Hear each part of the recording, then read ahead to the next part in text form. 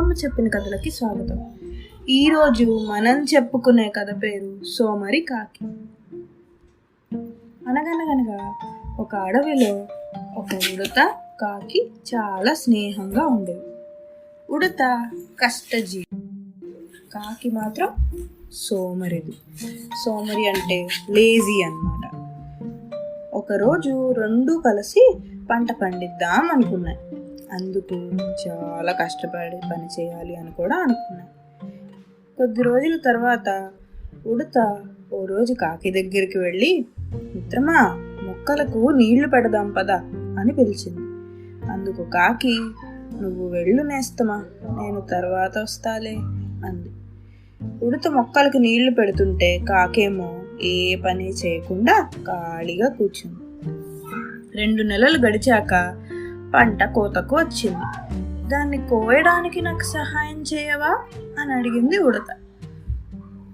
నువ్వు వెళ్ళు, నేను కాసేపు ఆగి వస్తాను అన్నది ఆ సోమరి కాకి. మళ్ళీ ఉడత కష్టజీవి, అలాగే నిజాయితీ పరురాలు కూడా.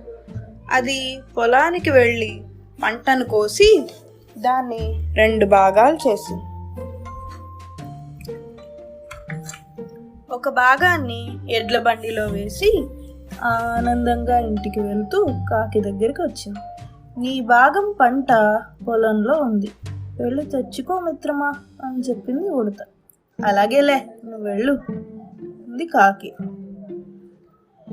అప్పుడే తొందరేముంది, నెమ్మదిగా వెళ్ళి తెచ్చుకుంటాలే అనుకుంది కాకి. కొన్ని రోజుల తర్వాత కాకి ఓ రోజు పొలానికి వెళ్ళి పంటను తెచ్చుకుందాం అనుకుంది.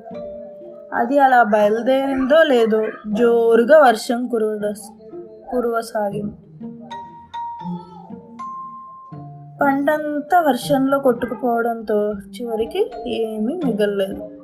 నిజానికి కాకి వాటా పంట కూడా ఉడత కష్టం చేస్తే వచ్చిందే, కానీ కాకి తన సోమరితనం వల్ల చేతికి అందాల్సిన పంటను కూడా పోగొట్టుకుంది.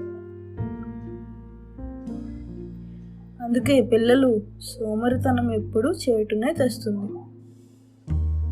కథ కంచికి, మనమేమో ఇంటికి.